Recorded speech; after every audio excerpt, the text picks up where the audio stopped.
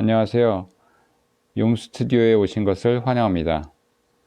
용스튜디오는 실용적인 콘텐츠와 서비스를 만듭니다.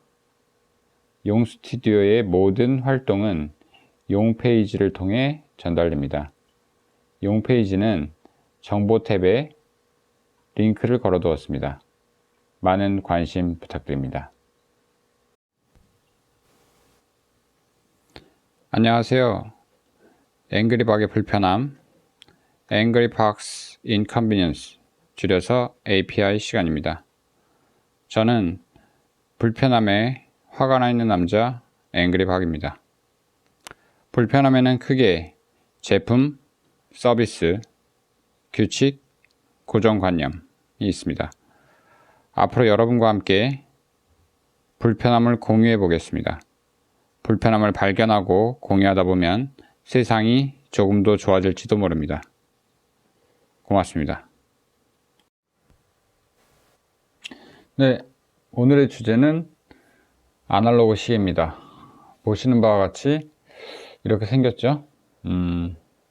시간을 나타내는 시침이 있고 분을 나타내는 분침이 있습니다. 그리고 조그만 게 초침처럼 보이네요. 초를 나타내죠. 이 하나의 일종의 숫자판 위에 3개의 바늘이 달려있죠. 그런데 재밌는 것은 시계를 보기 위해서는 이 보는 방법을 배워야 된다는 거죠. 보통 초등학교 때 이걸 배우게 되는데요. 배우지 않으면 이거를 볼 수가 없죠.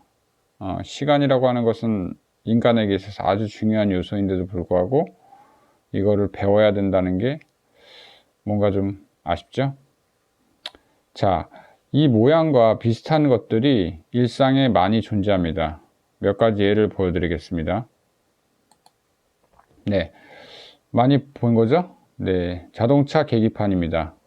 여기 보시면은 RPM이라고 해서 엔진이 회전하는 숫자를 나타낸 거고요. 이쪽은 이제 자동차의 속도죠. 그리고 여기 보이는 것은 연료량을 나타내는 그런 계기판입니다. 재밌는 거는 다 바늘이 하나씩이죠. 여기는 이제 엔진 열을 나타내는 거죠. 네, 또 다른 예를 보겠습니다. 네, 이것은 테스터기라고 해서 전기와 관련된 여러 가지 정보를 측정하는 장비입니다. 여기는 재밌는 것은 바늘은 하나인데 그 측정하고자 하는 데이터가 여러 가지라 여러 가지 숫자들이 이렇게 표기가 되어 있습니다. 역시 바늘은 하나죠. 다른 예를 보겠습니다.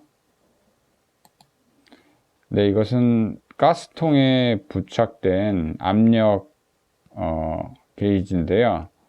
여기도 마찬가지로 바늘은 하나고 이렇게 숫자판으로 구성이 되어 있습니다. 네, 마지막으로 하나만 더 보겠습니다. 이것은 이제 수도 계량인데요. 수도, 그러니까 물을 얼마나 많이 사용했는지를 나타내는 계기판입니다. 역시 요 하나하나의 판에 하나하나의 바늘이 달려있는 걸 볼 수 있죠. 이렇게 지금 보신 것 같이 많은 계기판에는 숫자가, 바늘이 하나씩만 달려있죠. 하나의 그 원판에 하나의 바늘이 있습니다. 그런데 신기하게 우리가 제일 많이 쓰는 시계만이 바늘이 3개나 달려 있었죠. 많이 불편할 수밖에 없는 구조가 아닐까 생각됩니다. 반면에 디지털 시계는 어떻습니까? 디지털 시계는 되게 직관적이죠. 시간, 분, 바로 읽으면 알 수가 있습니다. 그렇다면 우리가 처음에 봤던 시계의 모습은 3개의 바늘을 이 하나의 판에 넣었고, 그리고 시간과 분과 초라고 하는 3개의 정보를 하나에 나타내려고 하다 보니까 너무 복잡하고 직관적이지가 않습니다. 그런데 일상적으로 우리는 몇 시 몇 분이라고 얘기하지 몇 시 몇 분 몇 초까지는 말하지 않죠. 그래서 아날로그 시계도 일반적으로는 초까지 나타내지 않습니다. 그렇다면 이 아날로그 시계와 디지털 시계를 합쳐서 뭔가 직관적으로 만들 수 있지 않을까요? 바로 이렇게요. 이거는 저희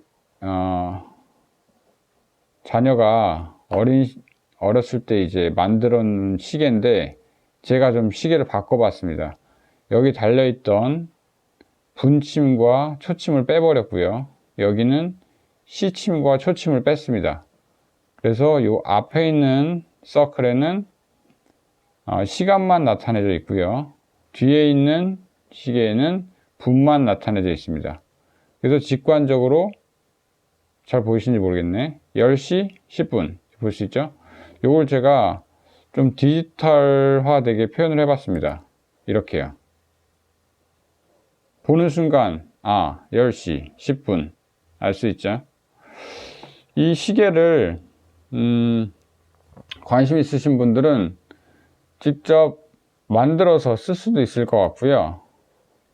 만들기 쉽지 않습니까? 이런 거 시계 만드는 거 팝니다. 거기다가 이제 아무 판이나 연결시킨 다음에 그리면 되는데요. 다양하게 만들어 볼 수도 있을 것 같고요. 제가 이거에 관련돼서 뭐 특허를 냈다거나 이러한 거는 하지 않았습니다. 낼까도 고민은 해봤지만 그게 의미가 있을까 이런 생각을 했는데요. 그래서 만약에 이거를 가지고 특허를 내서 돈을 벌고 싶다 하시는 분들은 그렇게 하셔도 괜찮습니다. 단 그걸 하실 때는 뭔가 법적인 부분이라든지 이런 걸 잘 고려하셔서 나중에 문제가 되지 않도록 하시고요. 만에 하나 문제가 됐다고 해서 저를 원망하지 마십시오. 왜냐하면 어떠한 사업을 해서 돈을 벌려고 할 때 제가 생각할 때는 이 아이디어가 차지하는 비중은 1% 정도라고 생각합니다. 나머지 99%가 여러분의 노력이라든지 뭐 다양한 요소들이 작용을 해서 결국 사업에 성공하고 돈을 벌 수 있다고 생각합니다. 그렇기 때문에 이 아이디어로 돈을 번다면 나중에 용스튜디오에 1% 정도만 후원을 해주시면 좋겠고요. 설사 이걸 활용하시다가 사업에 망하셔서 손해를 보더라도 저를 원망하지 마십시오. 제가 드릴 수 있는 건 1% 뿐이니까요. 자, 오늘은 시계의 불편함에 대해서 말씀드려봤는데요. 저는 실제로 이 시계가 나왔으면 좋겠습니다.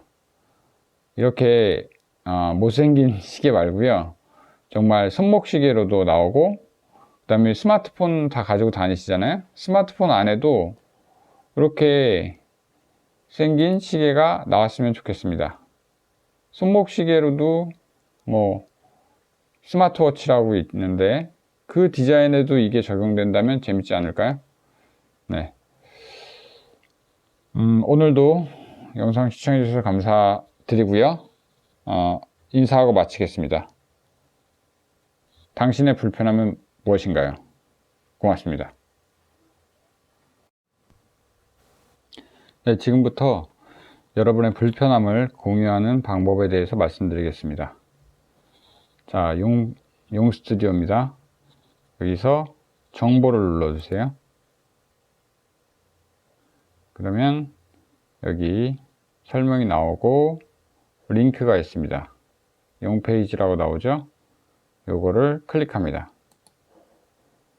그러면 저희 용 페이지가 나오는데요.